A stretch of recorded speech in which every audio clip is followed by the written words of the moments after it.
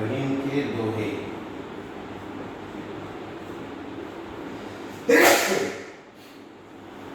अगला दोहा है, अंजन दियो तो किरकिरी,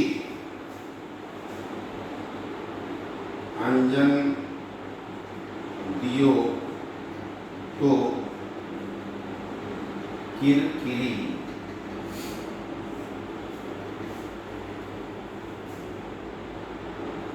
अंजन दियो तो किरकिरी, सुरमा दियो न जाए,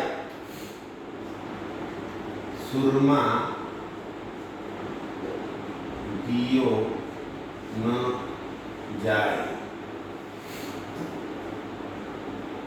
जिन आखिन सो हरि लख्यो, जिन आखिन सो, जिन आखिन सो हरि लख्यो,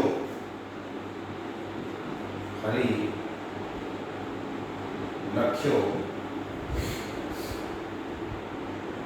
रहीमन बली बली जाए, रहीमन बली बली जाए। अतः रहीम जी इस दोहे के माध्यम से हमें समझाना चाहते हैं और कहते हैं,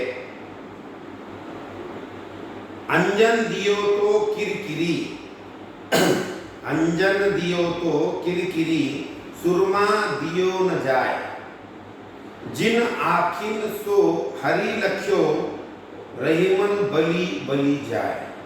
अर्थात रहीम जी कहते हैं, इन आंखों में काजल और सुरमा लगाना व्यर्थ है।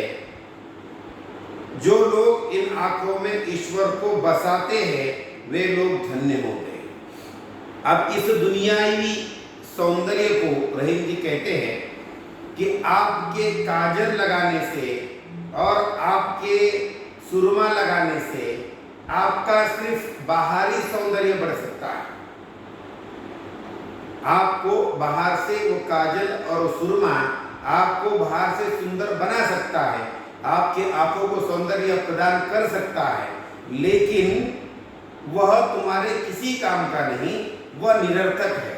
जैसे सभी संत, सभी धर्म ग्रंथ हमें बताते हैं कि ईश्वर को हमारा अंतर्मन पसंद आता है। शरीर तो लाखों करोड़ों शरीर यहाँ पर पड़े हुए हैं, उस शरीर से ईश्वर से कोई लेन देन नहीं। आपका मन कितना पवित्र है, आपका मन कितना सुंदर है, आपका मन कितना सच्चा है, उसको लेकर भगवान की प्राप्ति होती है।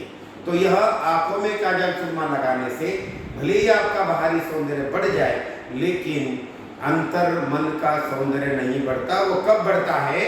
जब आप ईश्वर को आपकी आंखों में बसा लेते हैं। उन काजल सुरमा की बजाय आप ईश्वर को अपनी आंखों में समा लेते हैं, तब आपका अंतर मन का और बाहर का सौंदर्य बढ़ता है। ऐसा रहीम जी इस दोहे के माध्यम से हमें समझाना चाहते हैं।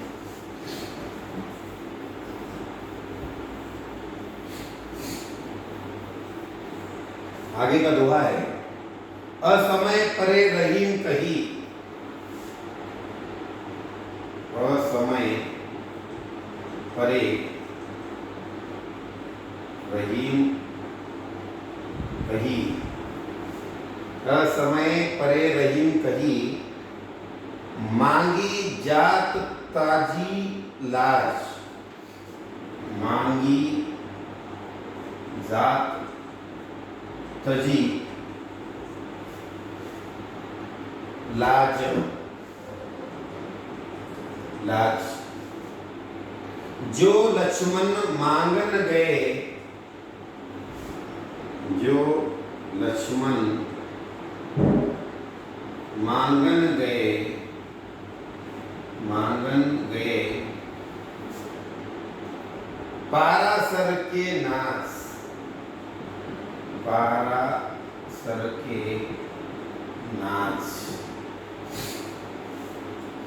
अर्थात रहीम जी इस दोहे के माध्यम से बताना चाहते हैं, रहीम जी कहते हैं कि बुरा समय आने पर, कठिनाई आने पर या मजबूरी में व्यक्ति लज्जा शर्म छोड़कर मांग लेता है।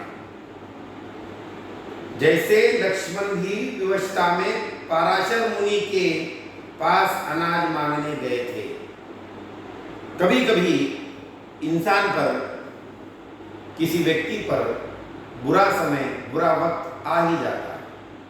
और रहीम जी इसके पहले दोहे के माध्यम से हमने देखा है कि रहीम जी ने कहा है कि इंसान पर बुरा वक्त आना भी चाहिए, क्योंकि बुरे वक्त में ही अच्छे और बुरे की पहचान हमको होती है। अच्छे और बुरे रिश्तों की पहचान हमें होती है, अच्छे और बुरे दोस्तों की पहचान हमें होती है, मित्रों की पहचान हमें होती है, सगे संबंधियों की पहचान हमें होती है। इसलिए बुरा वक्त हमारे जीवन में आना भी चाहिए, ऐसा रहीम जी ने इसके पहले हमने जो दुआ देखा उसमें बताया।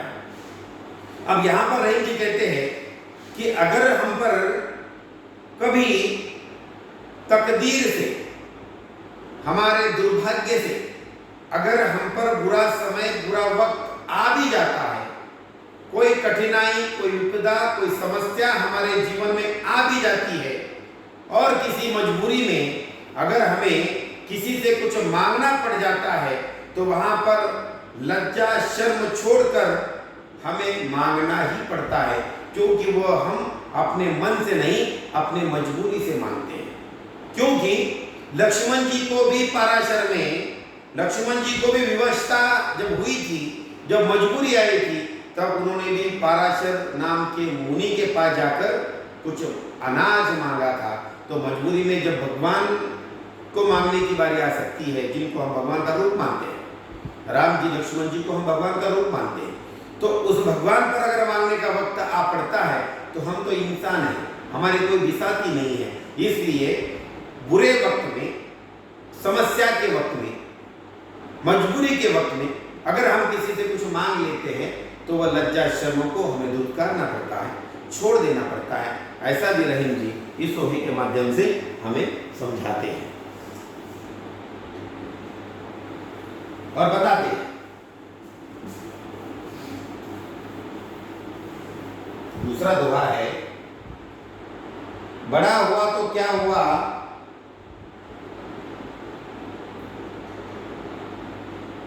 बड़ा हुआ तो क्या हुआ, जैसे पेड़ खजूर। बड़ा हुआ तो क्या हुआ, तो क्या हुआ, जैसे पेड़ खजूर, जैसे पेड़ खजूर। पंथी को छाया नहीं, पंथी को छाया नहीं, छाया नहीं, फल लागे अति दूर, फल लागे अति दूर। अर्थात रहीम जी यहाँ पर कहते हैं, यह बात समझाना चाहते हैं कि खजूर के पेड़ की भांति बड़े होने का कोई फायदा नहीं है। रहीम जी इस दोहे में देखिए, बड़ा हुआ तो क्या हुआ, बड़ा अर्थात ऊंचा। यहाँ पर खजूर के पेड़ से रहीम जी कहते हैं बड़ा हुआ तो क्या हुआ, था खजूर का पेड़ कितना ऊंचा होता है, ऊंचा हुआ तो क्या हुआ, जैसे पेड़ खजूर कितना बड़ा है, लेकिन किसी के जीवन में उसका कोई महत्व, कोई फायदा नहीं है, क्योंकि पंथी को छाया नहीं, फल लागे अति दूर। देखिए अर्थ क्या बताते हैं रहीम जी कि खजूर के पेड़ की भांति बड़े होने का कोई फायदा नहीं, क्योंकि खजूर के रूप में यह बहुत बड़ा होता है, लेकिन इसका फल इतना दूर होता है कि किसी को तोड़ना मुश्किल होता है। वह पेड़, खजूर का पेड़ भले ही बहुत बड़ा है, लेकिन किसी राह चलते, पंथगत राह चलते व्यक्ति को अगर वो छाया भी नहीं दे सकता है, तो उसका बड़ा होने का क्या फायदा है, क्या महत्व है। जब वो किसी को छाया नहीं दे सकता है, तो वह फल कब देगा, क्योंकि उसका फल इतना दूर है कि बड़ी मुश्किलों के बाद भी कोई राहपंथी, थका हुआ राहगीर वो उस पेड़ को ऊपर जाकर वह फल प्राप्त नहीं कर सकता है, फल नहीं तोड़ सकता है, तो फिर वह बड़ा पेड़ होने का मतलब क्या है, फायदा क्या है? ऐसा भी रहीम जी यहाँ पर इस दोहे के माध्यम से हमें समझाते हैं। उसी प्रकार कोई व्यक्ति अगर चाहे कितना भी बड़ा हो, कितना पैसे वाला हो, संपत्ति वाला हो, धन वाला हो, वह अगर हमारे किसी गरीब व्यक्ति के काम नहीं आता है, हमारे समाज के काम नहीं आता है, तो उस व्यक्ति का भी इस समाज के लिए, इस देश के लिए, हमारे लिए कोई फायदा नहीं। ऐसा रहीम जी इस दोहे के माध्यम से कहते हैं।